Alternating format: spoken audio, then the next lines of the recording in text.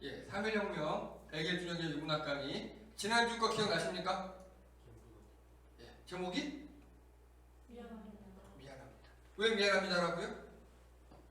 청년들을 찾으려고. 그렇죠. 김구 선생님이 그 치안 사건으로 감옥에 있고 거기 살아난 다음에 인천 감옥에서 깨달음을 얻었다 그랬죠. 책 독서를 통해서. 어떤 깨달음을 얻었다고요? 내리는 것. 그렇죠. 내가 주먹으로 죽이는 것보다 차라리 청년들, 후학들, 사람들을 바꾸자. 그게 김구 선생님의 평생이었어요.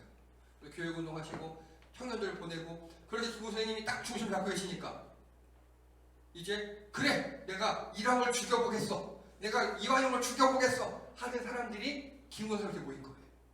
그럼 그 선생님은 또 지도해주고 돈 모으고 해가지고 이렇게 청년들을 보내고 또 평생 미안합니다. 청년들을 사지를 보내서 미안합니다. 그게 김구 선생님 일생이었습니다. 자, 오늘은요. 원래 다른 걸 컨텐츠를 준비했었습니다. 그런데 요즘 교회가 많이 욕도 먹고요. 그리고 교단이라든가 뭐 교회 정치라든가 이런 거 많이 궁금해하시는 분들이 계시고 질문을 많이 받아서 오늘은 교단과 교회 그리고 정치에 대해서 좀 우리 교단이 어떻게 돌아가고 있는 것인가, 교회는 어떻게 구성되어 있는가, 뭐 이런 것들 대해서 이야기를 나누고자 합니다. 그래서 현실과 관련해서 질문하실 거 있으시면 여기 계신 네 분도 질문해 주세요. 적극적으로 질문해 주셔야. 왜냐하면은 지금 이렇게 온라인 통해서 보고 계신 분들도 궁금하신 것들이 많을 거예요 아마. 그래서 여러분들이 대신 질문해 주는 질문도 있으니까 질문 꼭 해주시고, 그리고 또 이렇게 영상으로 보시는 분들도 혹시 관련해서 질문이 있으시면 언제든지 전화, 카톡, 문자 다 괜찮으니까 질문해 주시기 바랍니다. 자, 이게 뭔지 아십니까? 대한예수교 전문. 예, 이게 우리 교단의 마크예요. 우리 교단은요, 대한예수교 장로회 통합이라고 합니다. 통합. 그래서 줄여서 장 통합 이렇게 불러요. 예장 통합. 이 뒤에 이거 뭡니까? 파란 거, 녹색. 그리고 뭐 같아요? 성경. 전문 용어로 성경 원본. 스크롤. 그리고 이게 우리나라 지도처럼 비슷하게 생겼죠. 예, 이게 녹색이 우리나라 전도처럼 비슷한 느낌이잖아요. 그래서 이게 뭐냐면은 우리의 나라를 말씀으로 덮고 예수님의 은혜로 덮자 뭐 이런 내용이랍니다. 자, 1885년 언더우드 선교사 많이 들어보셨죠? 언더우드 선교사. 이분이 우리나라에 들어오셔서 조선 장로회 공회를 설립합니다. 이게 우리 교단이에요. 조선 장로회 공회. 또 우리 교단은 우리나라에서 제일 오래된 교단 중에 하나예요. 그리고 1912년 첫 총회를 합니다. 이때 목사 90명, 장로 100명 정도가 모여서 처음 총회를 했고요. 49년에 대한예수교 장로회로 개명합니다. 이때 조선이 아니라 대한이니까 이제. 네. 그리고 한국 장로회 시초입니다. 우리 교단이. 우리나라 최대 교단입니다. 그래서 우리 교단은 신학적으로 중립이에요. 중립이고 포용적입니다. 이게 뭔 소리냐면요. 자, 두 분은 좀 아실 겁니다. 제 모교회 목사님. 네. 와 저와의 신학적 색깔이 어떻습니까? 달라요. 완전 다르죠. 근데 같은 교단에서 같은 교수님한테 배웠어요. 이게 우리 교단의 특성이에요. 우리 교단은요, 이 틀린 애들 있잖아요. 이단. 틀린이 아닌 이상은 다 괜찮아요. 되게 넓어요. 그러다 보니까 우리 교단은 분열이 없어요. 이해되십니까? 그래서 실제로 우리 교단 안에 목사님들을 보면요, 저보다 훨씬 더 개혁적이고 진보적인 분들이 계셔요. 그리고 진짜 완전 고루하게 그런 분들이 계시고 되게 넓어요, 스펙트럼이. 근데 그걸 신학교에 다 가르치고요, 싸우지 않아요, 서로. 그게 우리 교단의 특징이에요, 포용적인 게. 그리고 성서 비평학, 이게 뭐냐면 성경이 편입됐다, 실제 편입됐거든요. 그런 것들 주장하는 거예요. 비문서, 제임서 이런 것들. 근데 이거를 절대로 못 받아들이는 사람도 있어요. 그리고 또 우리 교단은요, 카톨릭을 수용합니다. 즉 간단하게 카톨릭에서 영세 받잖아요. 네. 그분이 만약에 우리 교회 왔어요? 그러면 그건 세례교회를 인정합니다. 이해가 되십니까? 이게 진짜 큰 거예요. 공동체? 그러니까 우리 교단을 정확히 뭐라고 하냐면은 카톨릭은 우리와는 다르지만 다른 전통을 가진 형제 교단 이렇게 얘기해요. 즉 우리 입장에서 우리 통합식 입장에서는 카톨릭이나 감리교나 똑같아요. 감리교 이단 아니잖아요. 정상적인 교회잖아요. 약간 예배 모식이 다를 뿐이고, 그래서 감리교가 우리랑 달라요. 틀린 거 아니에요? 천주교랑 우리랑 달라요. 틀린 거 아니에요. 또 천주교 신부님의 영세 있잖아요. 그걸 우리가 인정한다는 거예요. 그분들도 하나님의 종이기 때문에. 이거 되게 큰 겁니다. 그리고요, 교회 일체화 화해운동. 교회들이 교단이 너무 많이 분립하고 있잖아요. 그러니까 우리 교단의 특징이 아까 포용주의라고 그랬죠. 틀린 빼고 다 괜찮아. 그거예요, 우리 교단이. 그래서 좀 우리 교회들끼리서 싸우지 말고 분열하지 말고 좀 합쳐보자. 우리 원래 다 하나였잖아. 분열 말고 화해와 일치운동. 그래서 우리 교단은 통일운동도 앞장서고 있고요. 뭐 이런 걸 되게 잘합니다. 자, 대충 이게 어디서 발췌한 거냐면요. 나무 위키라고 아십니까? 나무 위키? 거기서 한 거예요. 즉, 제가 나무 위키 이거보다 더 잘 알고 할 말도 많죠. 잘할 것도 많죠. 저도 여기 신학교에서 나왔는데. 근데 그건 객관성이 떨어지니까 나무 위키에서 발췌한 겁니다. 이렇게 우리 교단을 평가하고 있어요. 자, 그리고요, 총회도에 대해서. 총회는 정책을 수립합니다. 즉, 대한예수교 장로회 통합부 총회라고 하면요. 그 회의에는 그 목사님들과 장로님들이 가요. 전국에 있는 사람이 다 모이는 게 아니라 대의원이라고 해가지고 뭐 교회에서 한 명, 뭐 지역에서 몇 명 이렇게 해가지고 한 600명이 모여요. 그게 총회예요. 그 총회에도 정책을 수립합니다. 총회는 전국 조직이고요. 노회 하면 그 밑에 각 시 있죠, 시. 우리 같은 저희는 인천노회 소속이에요. 인천노회에서는 정책을 실행합니다. 이해가 되십니까? 총회가 정책을 만들어요. 그러면 각 지역 노회에서 정책을 수립해요. 그리고 노회는 실질적인 교회 감독기관입니다. 노회가. 그래서 장로들의 회의에 의해서 결정되는 게 노회입니다. 자, 이거 아셔야 돼요. 가르치는 장로를 목사라고 합니다. 이해되십니까? 그러니까 저도 장로인 거예요. 가르치는 장로를 목사라고 하고요.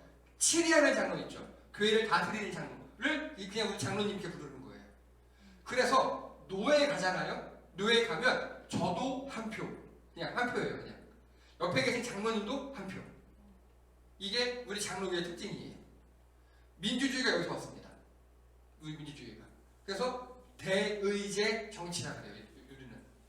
목사님, 장로님 한 표씩이에요. 네. 그리고 장로, 즉 목사든 장로든 둘 다예요. 지금 총회가 자격을 심사합니다. 총회가. 그래서 목사고시 총회 가서 봐야 돼요. 장로고시 총회 가서 봐야 돼요. 합격증을 가지고 노회로 가요. 그러면 노회에서 목사 맞아 인정해서 목사 연수를 합니다. 이해되십니까? 네, 이런 구조예요 지금. 그리고 우리 교단은요 9,000개의 교회가 있고요. 그리고 2만 목사, 3만 장로가 있습니다. 그리고 250만 성도입니다. 이게 2019년 통계입니다. 그래서 단일 교단으로는 우리나라 최대 교단이고요. 목사 장로도 제일 많고요. 이게 우리 교단의 특징입니다. 왜 우리 교단이 이렇게 많냐면요. 많냐면 당연합니다. 우리 교단 안에 보수도 있고 중도도 있고 진보도 있고 다 있어요. 교단 안에. 그렇기 때문에 우리 교단은 좀 되게 자유로운 그런 속합니다. 자, 그리고 한국 기독교 교회 협의회의 소속입니다. 이건 뭐냐면요. 총회는요. 우리 교회에 명령할 수가 있어요. 총회는. 그래서 지금 나중에 보여드리겠지만 코로나 때문에 9월 첫째 주까지 문 닫아 하고 지시사항이 하달됐어요. 총회는. 근데 총회 노회는 우리 교회에 지시할 수 있는데 이 기독교 교회 협의회는 그냥 연합기관이에요. 서로 회의하고 친목 다지고 이러는 거지 지시를 못해요. 이게 KNCC라고 합니다. KNCC. 이거 기억하십시오. 네, 기억하십시오. 나중에 또 설명해 드리겠습니다. 자, 그래서 한국교회연합단체 있죠. 아까 제가 말씀드렸던 교회들이 모인 연합단체는요. 총 4개가 있어요. 이게 나무위키에서 한 겁니다. 여기 보면은 자, 제가 기억하라는 거 있죠. 교회협의회. 예, KNCC 한국기독교교회협의회가 중도 좌파래요. 그리고 중도 우파 성향의 한국교회 총연합, 한교총. 그리고 한국교회연합, 우파. 그리고 극우의 한국기독교총연합회, 한기총. 이렇게 4개가 있어요. 이게 우리나라 교회 연합회들이에요. 자, 우리는요 당연히 여기 2개 속해 있습니다. 이게 교회들 연합기관이다 보니까 어디 하나만 속해야 되는 게 아니에요. 우린 이 두 개에 다 속해 있습니다. 두 개. 그리고 우리 통합측이라고 그랬죠? 통합측 교단은 요 한국기독교교회 협의회를 만든 교단이고요. 1924년에 이게 1924년에 만들어졌거든요. 그리고 27년에 이 한국교회 총연합회를 같이 만들었어요. 또 이 두 개가 왜 우리가 이렇게 만들었냐면 성격이 달라서 그래요. 요거는 해외랑 많이 연관이 돼요. 해외. WCC라고 들어보셨습니까? WCC? 예, 월드 처치 카운슬, 세계교회 연합회에 소속되어 있고요. 여기 국내를 담당합니다. 국내 이슈 같은 것들을. 자, 교단의 특징들에 대해서 교단이 아니라 이 교회 연합회들의 특징에 대해서 설명해 드릴게요. 먼저 한국기독교총연합회 한기총 들어보셨습니까? 한기총? 네. 예, 그냥 이겁니다. 이분이 회장이에요. 저기 누구예요? 정광욱 씨. 아, 저기 이거 잘하고 있네. 예, 이거 지금 얼마 전에 코로나 걸려서 엠브라스에 잡혀가는 모습이에요. 예, 정광욱 씨가 회장인 한기총입니다. 예, 더 이상 설명하지 않겠습니다. 이렇게 하면 아시면 돼요. 그래서 한기총은 정광욱이 회장이다. 예, 이렇게 아시면 더 이상 설명하지 않겠습니다.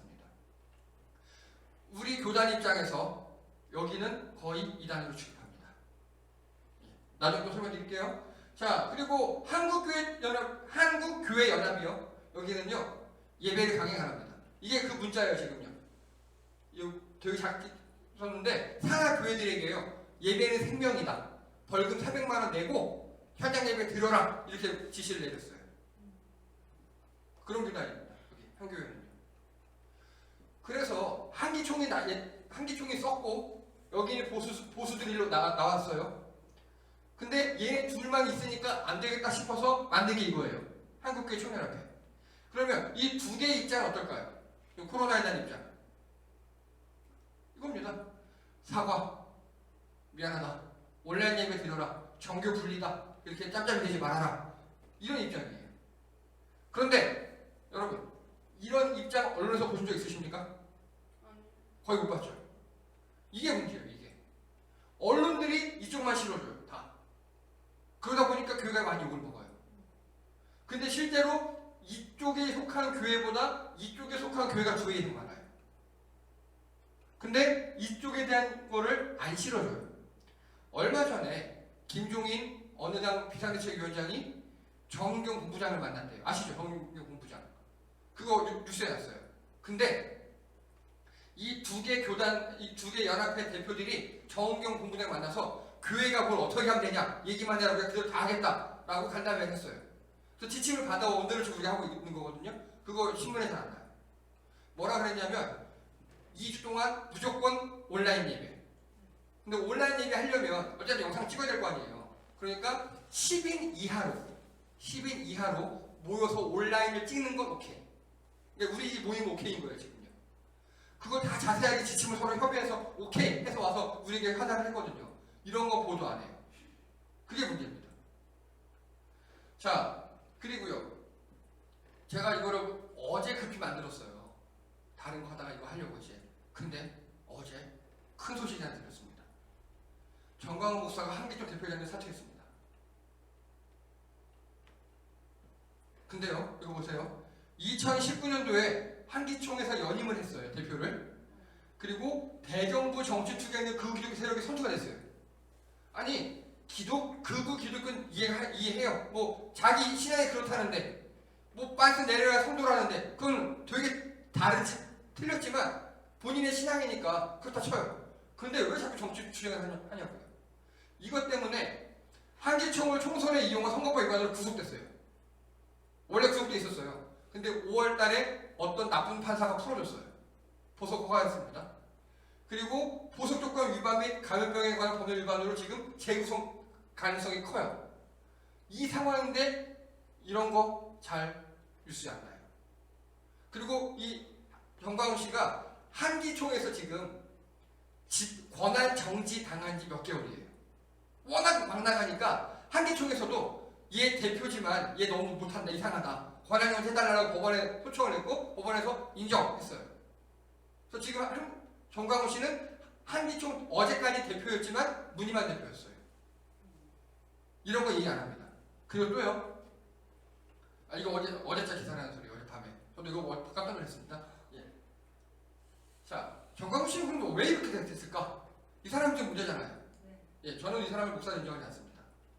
나빠서가 아니라 목사는 좋다 나쁘다는 개인적 감정이잖아요. 그거 말고 법적으로, 절초적으로 이 사람은 목사를 인정하지 않습니다. 왜냐? 자, 이제 보여드릴게요. 천천히. 이 사람은요, 황교안 대표와 옛날에 황교안 씨 아시죠? 네. 예, 전 자유한국당 대표를 만나서 내가 대통령 할 테니까 당신은 뭐 장관 한번 해라. 둘이 절친이거든요. 이런 제의를 받았다고 발표합니다. 뉴스에 나와서. 네. 아마 정치적 욕심이 있었던 것 같아요, 이 사람은. 그래서 그렇게 막 나갔고요. 막 나갔고 또 이게 태극기 집회에서 찍은 거예요. 여기 보세요. 본 헌금은 정광훈 목사님의 모든 사역을 위하여 드려지며 헌금의 처분 권한은 전 목사님께 모두 위임합니다. 이렇게 제가 저도 이렇게 하고 싶었어요. 얼마나 좋아. 그렇죠? 이렇게 하면 정광훈 씨 이렇게 하잖아요. 헌금함을 돌린대요. 태극기 집회를 한 번 하고 나면 자기한테 한 몇 억이 떨어진대요. 부러워요. 이렇게 목회를 했어야 되는데. 돈 욕심이 있었던 것 같아요. 그래서 그렇게 하지 말라고 집회 강행하고 막 모이고 이러던 것 같아요. 그리고요.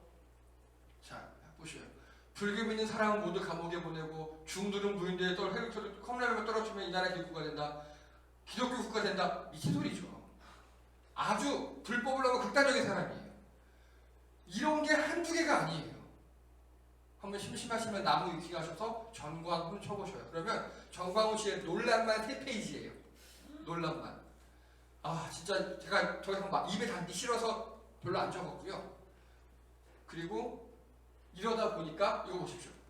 면직 및 제명 공고. 면직자, 즉 목사 잘렸다는 소리예요. 정광훈. 만약에 잘리고도 또 그러면 더 크게 할 거야? 라고 백석 대신총회라고 우리랑 다른 교단이에요. 우린 예장 통합이라고 그랬죠? 백석 대신이라는 다른 교단의 원래 목사였거든요. 거기서 잘렸어요. 목사에서. 이해되시죠? 잘렸는데 왜 이 사람을 목사라고 부를까요? 다른 데 언론에서. 이 사람네 교회가 한 4,000명 된대요.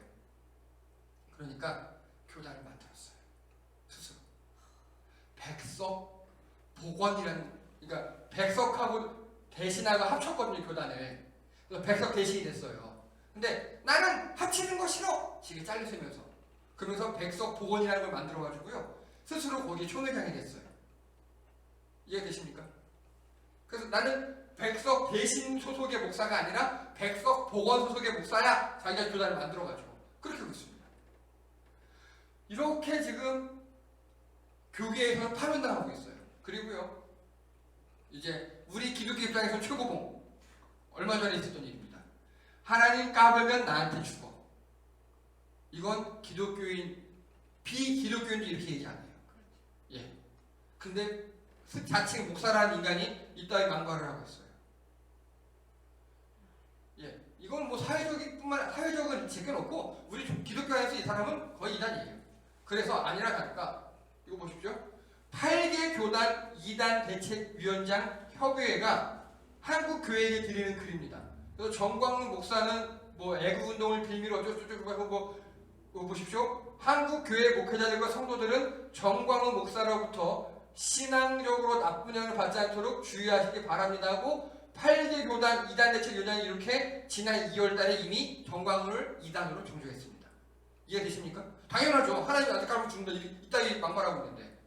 이걸 전문용어 뭐라고 하면요, 긴급주의 조치라고 합니다. 우리 교단에서 누군가나 어느 교회나 교단을 이단이라고 얘기하려면요, 최소 1, 2년 걸려요. 그 사람 만나서 인터뷰도 해보고 책도 읽어보고 설교도 들어보고 정말 조사를 굉장히 많이 깊게 해요. 왜냐하면 그 사람을 이단이라고까지 얘기하려면 뭔가 근거가 있어야 되잖아요.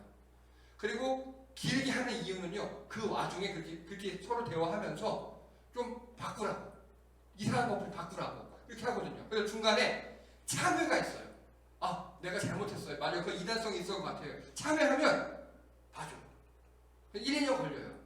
근데 진짜 나쁜 놈 있죠. 참회 여지가 없는 사람들에 대해서는 긴급주의 조치를 합니다. 이런 식으로. 즉 정광훈은요 8개 교단 보십시오. 감리교, 성결교, 침례교, 장로교, 통합백서, 고신, 탑신, 합동에서 이단으로 전해받은 사람입니다. 목사를 하칭하면 안 되는 사람이에요. 이해되시죠? 무슨 말인지.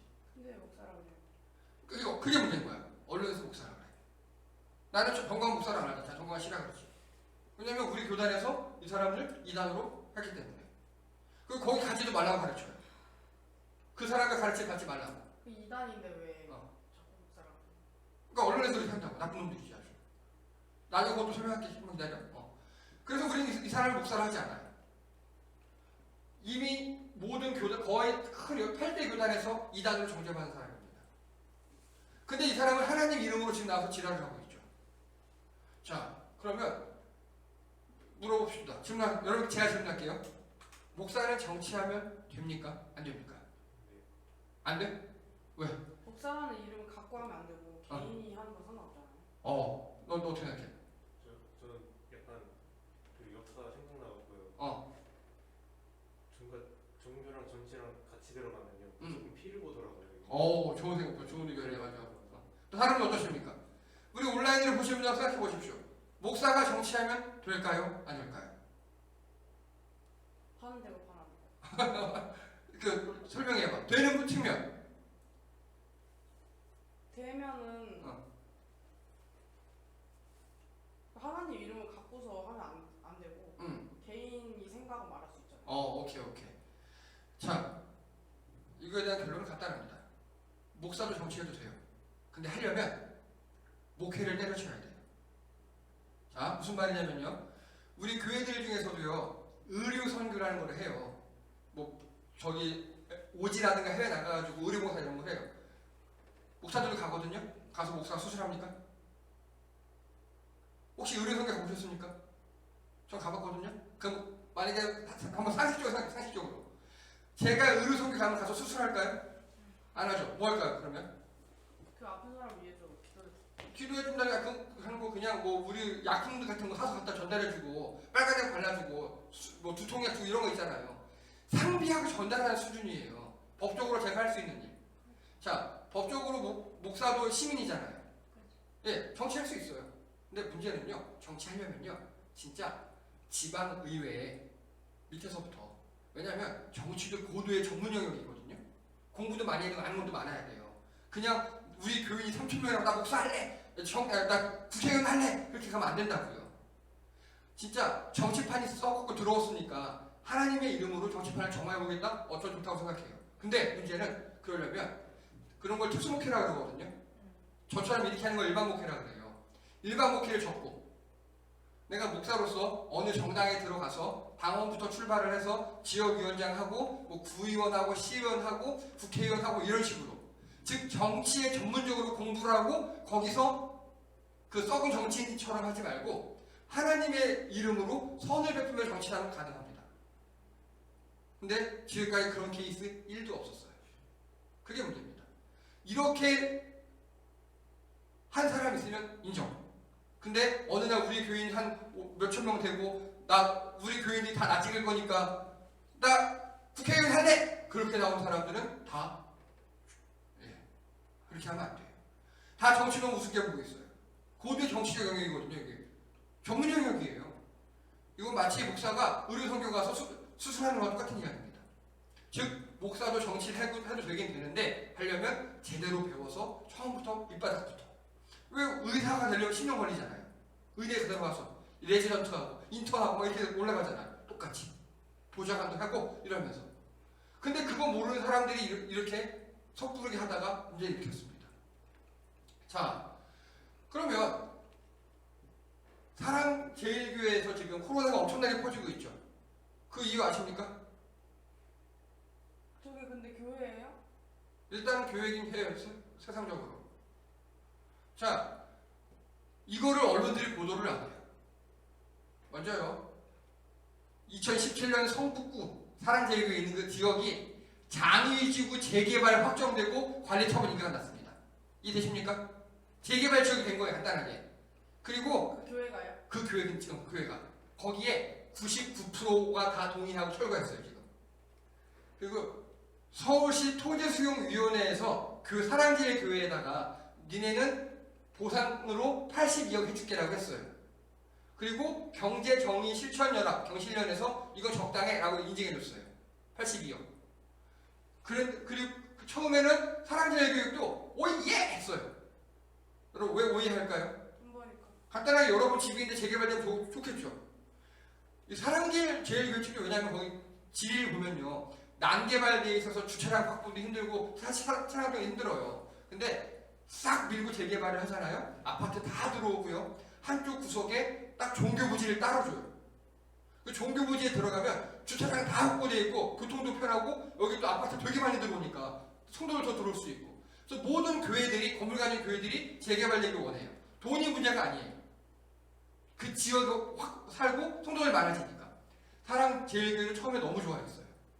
너무 좋아했어요. 그 증거로 하나가 그 재개발 조합 총회 같은 거 있잖아요. 이 재개발 조합에 600명 된대요. 조합원이. 어디 가서 회의할 데가 없어요. 다 사랑제일교회 가서 했어요. 무료로 하라고. 우리 교회 가서 하라고. 왜냐? 이거 되게 잘한 일이에요. 교회가 세상에 이 세상 사람들이 일에 협조하고 우리 건물 쓰라고. 탁구도 치시고 이렇게 쓰라고. 이건 잘한 일이에요. 근데 갑자기 어느 날 교회 측이 교인 손실 등으로 500억을 올려요. 보상을. 왜 500억 달라고? 왜냐? 다른 데는 다 밀고 99%가 다 빠졌어요. 교회만 남 상황이에요. 교회만 밀면 공사하면 돼요. 공사를 못하고 있어요 지금. 이걸 전문용어로 뭐라고 하는지 아십니까? 싸가지. 아니요. 진짜 재개발 전문용어가 있어요 이게. 알박기라고 저를 불렀습니까? 아, 네. 알박기 한 거예요 간단하게. 500원 내놔! 하고. 근데 그러면은 그거 응. 피해서 지으면 되는 거 아니에요? 근데 거기 교회 종교부지 있잖아. 지금 그 중앙에 있어. 못 밀어. 그래서 협상을 시작했어요. 그래서 약 200억까지 못했어요. 조합 측에서 우리가 200억까지 줄게 한 거예요. 교회 측에 되게 크게 이익 본 거죠. 이러면 안 돼요 교회가. 교회가 이거 세상에 민폐끼친 거거든요. 이렇게 하면 그 조합원은 나중에 그 교회 오겠습니까? 안 가죠.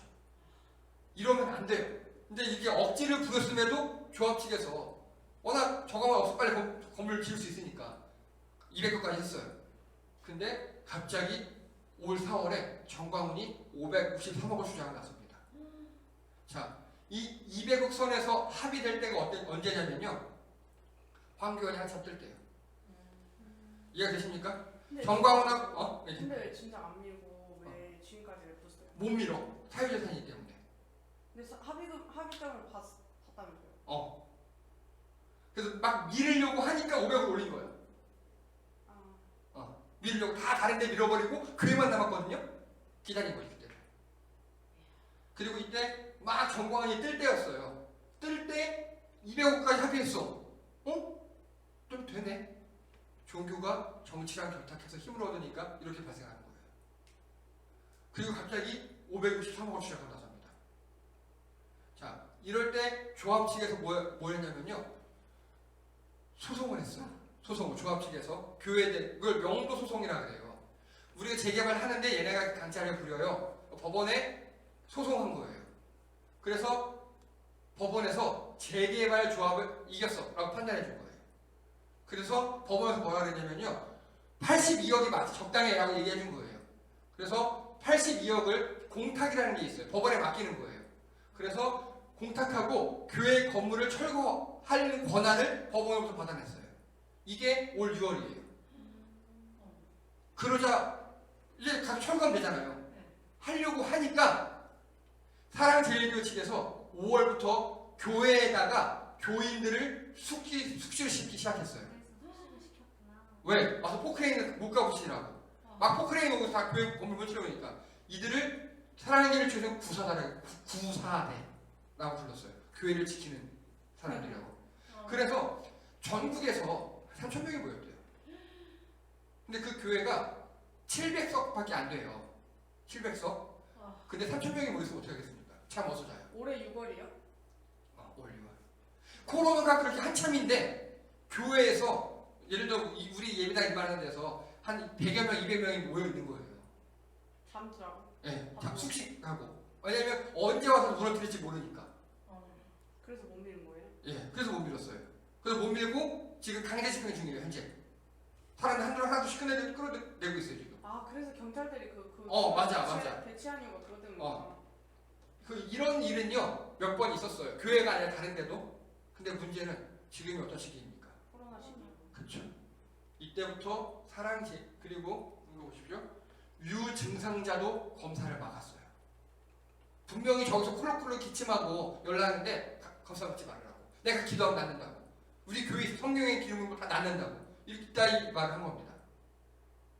그리고 8.15 집회 때 전국에서 버스가 최소 80대 100대만 올라온다고 그랬죠? 전국에 몇 만이 모였다고 그랬죠? 그때 대폭발이 일어납니다. 자, 여기 쭉 보시면 이거 언론에서 안 짚어요. 이거 보십시오. 여기 종교가 어디 있습니까, 지금? 여기 기독교가 어디 있어요, 그렇죠? 정광훈은 오히려 정광훈과 사랑제일교회가 하나님의 이름 팔아서 지들 장사하는 거예요. 예. 이 욕심을 해야 되는데 자꾸 교회 그렇게 하고요. 그리고 진짜 바보 같은 목사들이 있어요. 정광훈을 지지하는 목사들이 있어요. 또 정광훈에게 가서 들이밀고 아니야, 정광훈 목사는 신령한 분이셔. 그가 기도하면 나. 하고 거기에 가서 잠자고 먹고 자고 하는 또라이들도 있어요. 성도들이. 여러분께 부탁드립니다. 제가 또라이 짓 하면요, 거침없이 저를 잘라주세요. 여러분들 3분의 2가 의견하시면 저를 자를 수 있어요. 네. 그러니까 이런 걸 언론에서 짚지 않아요. 짚지 않고 자꾸 교회와 세상에 싸움을 붙여요. 이해가 되십니까? 근데 이렇게 아직도 우리 교회 안에는 극보수 우파들이 되게 많아요. 그러다 보니까 교회에서 사과하는 게 맞아요. 이제 조금 대충 이해가 되시죠? 정광훈이 왜 저러는지, 왜 이렇게 코로나 폭발했는지, 또 서울을 중심으로 전국적으로 왜 폭발을 했는지 좀 이해가 되시죠, 이제? 그래서 제 느낌에는요, 신천지도 그렇고 사랑제일교회도 그렇고 하나님께서 교회를 좀 걸으시는 느낌을 받습니다. 예. 그래서 우리가 할 일은요, 사과하는 일입니다. 엎드릴 일입니다. 물론 우리는 안 그랬어요. 그렇죠? 그리고 우리 교단은, 우리 총회는 그렇지 않아요, 절대. 우리 지금 하는 모습 여러분들 제일 잘 아시잖아요. 누구보다 제일 먼저 문 닫았고 누구보다 제일 늦게 문 열잖아요, 우리 교회는. 그럼에도 불구하고 다른 사람들은 그런 거, 이런 거 몰라요. 그리고 헌금하면 다 목사가 가져가는 줄 알아요. 정강훈처럼. 좀 그랬으면 좋겠어요.